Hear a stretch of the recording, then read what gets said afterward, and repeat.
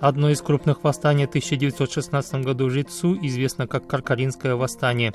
Основной причиной восстания стал указ царского правительства о мобилизации на тыловые работы из Центральной Азии и некоторых районов Сибири.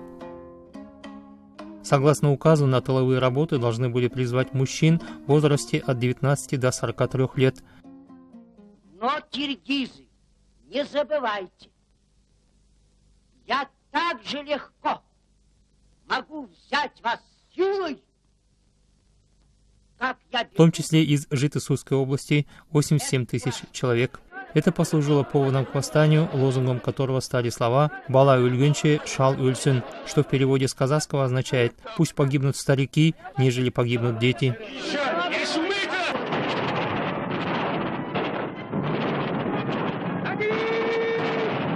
Повстанцы, вооруженные лишь саблями, дубинками, старыми ружьями, вскоре потерпели поражение. Историк Рашид Уразов говорит, что у простого народа никакого оружия, кроме плеток, не было.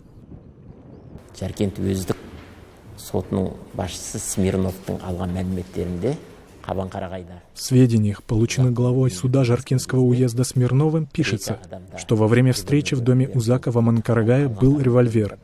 В руках у всех остальных были плетки. Вначале они выразили мирный протест. Однако из-за давления со стороны властей были совершены нападения на волостные конторы и сожжены все списки призывников. Царский указ получил распространение 2 июля 1916 года. 6 июля старейшины рода Албан собрались в доме Узака Саурыкова и договорились не отдавать своих детей на тыловые работы. 11 июля группы повстанцев под руководством Узака, Жаминке, Торлукожи и Серикпая поднялись на сопку, прозванную Ириультубе, и водрузили знамя. 21 июля на Каркаринской ярмарке царские войска окружили повстанцев и с 4 сторон открыли огонь из 12 пулеметов и 4 орудий. В результате этого погибло 500 казахских повстанцев. Попавших в плен 59 человек пешком погнали в тюрьму в кыргызский город Каракол.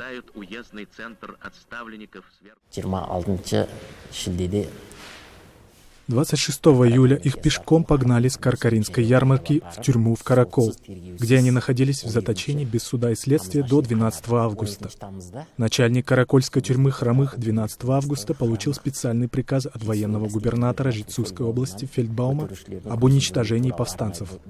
Поэтому 59 человек, находившихся в тюрьме, они просто расстреляли якобы за попытку бегства, без суда и следствия, но 4 выжили. Турлыгожа Жансеркин один из них.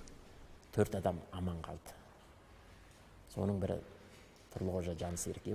повести «Лихая година» Мухтара Ауызова, написанной на основе реальных событий, есть эпизод, где герой по имени Торлукожа выступает против русского сановника и говорит, что если хан проявляет несправедливость, то теряет подданных.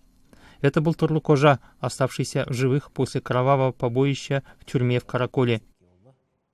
В отношении 59 человек, находившихся в каракольской тюрьме, составили отдельный список из 15 человек.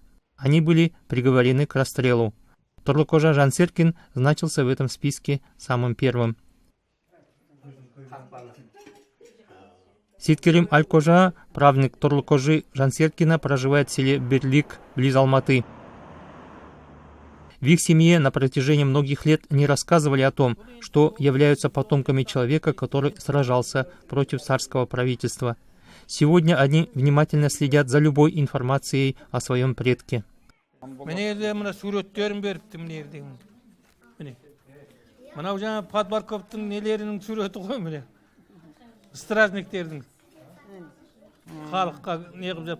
Караколдан, түрмеден кыргыздар бастап соғысқан.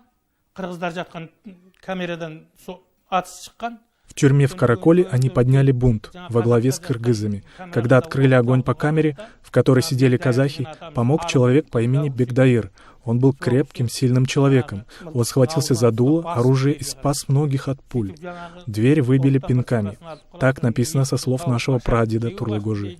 ана тақтайды жұлыба бұрып ашты дейді әйтеуір оны сөйтіп жаңа Тұрлыхожа атамның айтқан сөзі бойынша солай жазылған. Турлукожа Жансеркин трижды избирался волостным управителем. В архивных документах есть сведения о том, что в 1903 году он взял отпуск на 2 месяца у военного губернатора Жетысуйской области и поехал в Кульджу по торговым делам.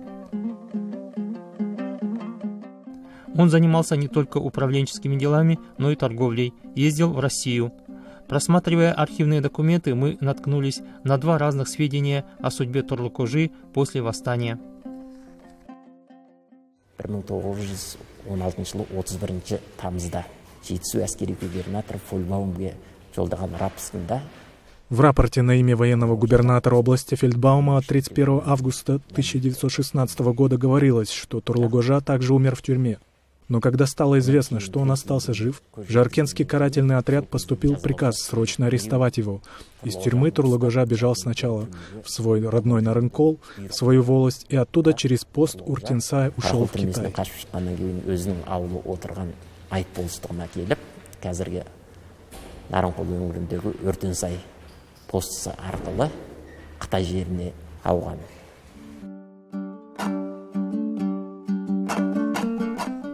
По имеющимся архивным данным, царское правительство для подавления восстания направило 35 рот в 8750 штыков, 24 сотенных отряда в 3900 сабель, 16 пушек и 24 пулемета, 21 роту армейской пехоты.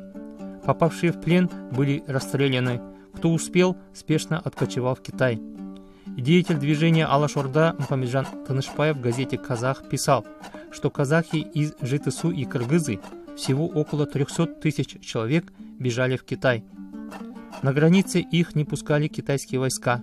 По эту сторону их достигли каратели, и на месте нынешнего села Сумбе произошла жестокая бойня. Много людей и скота ушло под воду, писал Мухамеджан Тынышпаев. Неизвестно, когда и при каких обстоятельствах Турлукожа Жансеркин вернулся в родные края. Есть лишь сведения, что он несколько раз пересекал китайскую границу через пост Уртенсай. Его правнук Сейд Керим говорит, что затем наступили времена, когда потомки Турлукожи стали бояться говорить о своем происхождении. Когда его схватили, ему было 53 года. Умер в 54 года. В те времена из-за давления со стороны партии мы не решались говорить, что являемся потомками такого-то человека. Это было такое время, когда мы не могли говорить о своей родственной связи с кем-либо. В октябре 1916 года Каркаринское восстание было полностью подавлено силами царских карательных отрядов. Неизвестно, где захоронены тела 55 человек, расстрелянных в Каракольской тюрьме. Турлукожа Жансеркин, который возглавил восстание, участвовал в сражении на Ирюл-Тюбе, потерпел поражение и попал в плен, был приговорен к расстрелу, но избежал смерти, покоится на берегу реки Сумбе, близ казахстанско-китайской границы.